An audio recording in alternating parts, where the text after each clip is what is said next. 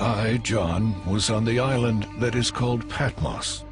I was in the Spirit on the Lord's day, and I heard behind me a loud voice. To the angel of the church in Pergamum write, I know your works, and where you dwell, where Satan's throne is. And you hold fast to my name, and did not deny my faith, even in the days in which Antipas was my faithful martyr, who was killed among you, where Satan dwells. Today, all that's left of Pergamum are ruins. But when the Apostle John wrote his letter to the church there, it was one of the most influential cities in the Roman Empire. Pergamum had a unique status that was different than any other city because it was the political center. And it was from there that all of the rulings were made which affected the whole of Asia Minor. The city's Acropolis rivaled Athens, and its library was the second largest in the ancient world, with a collection so great that the Roman general Mark Antony presented it as a wedding gift to Cleopatra. At the end of the 1st century, Pergamum was a thriving city.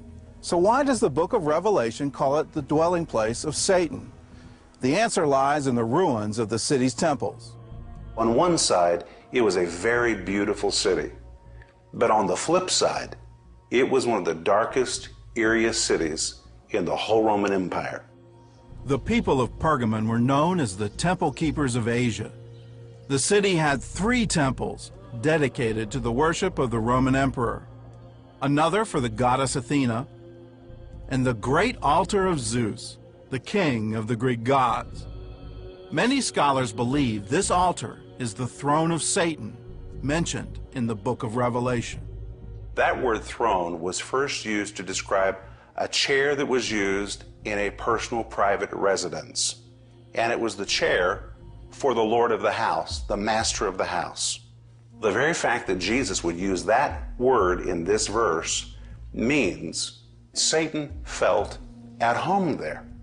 He sat on a throne there. It was his territory. He was the master of that house. The city also had a healing center called the Asclepion. It was built in honor of the Greek serpent god Asclepios. In the 1st century, this was a cross between a hospital and a health spa, where patients could get everything from mud baths to major surgery. Even the emperors came all the way from Rome to be treated here. But this was no ordinary doctor's visit. If you were a terminal patient, then you were not allowed to go into the Asclepion. And these Asclepion priests didn't want anyone hearing somebody had died in the Asclepion. And in fact, there was a huge sign just above the official entrance to the Asclepion which said, death is not permitted here. So the only way you were going to get in to begin with is if they knew you were going to live. Patients entered through this underground tunnel. Then they drank a sedative and slept here in the dormitories, while non-poisonous snakes crawled around them all night. They were told that the serpent god Asclepios would speak to them in their dreams and give them a diagnosis. It was believed that the snakes actually carried the healing power of Asclepios.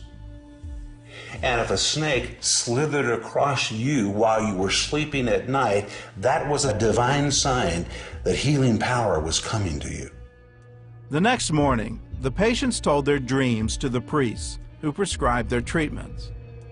Finally, the patients made clay sculptures of the body parts that needed healing and offered them to Asclepios. The people of Pergamum worshipped a myriad of Greek and Roman gods. But when Christianity arrived with the belief in just one God, the city's pagan priests went on the attack, and their most famous victim was a man named Antipas. In the book of Revelation, Jesus called Antipas my faithful martyr. He was the bishop of Pergamum, ordained by the Apostle John, and his faith got the attention of the priests of Asclepius, who complained to the Roman governor in Pergamum. The priests testified that demons appeared to them in their dreams and told them that the prayers of Antipas were driving them out of the city.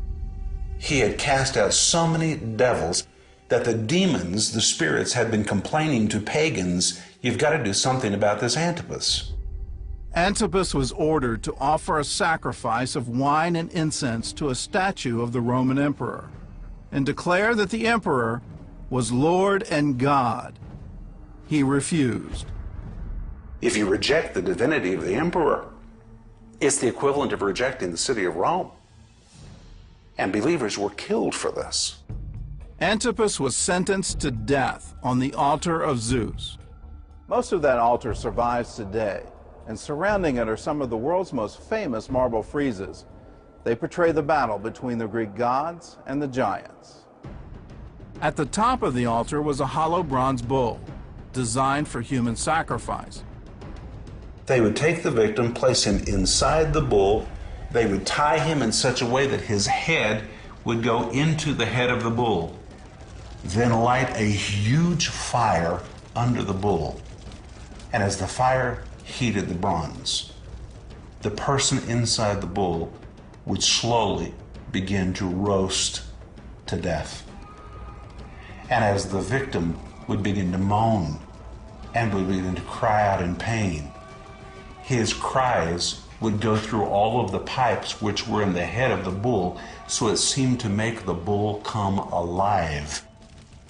Even in the midst of the flames, Antipas died praying for his church.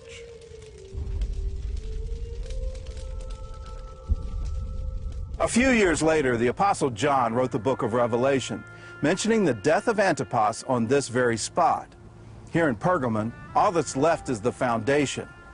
Today, the altar of Zeus is more than 1,000 miles away.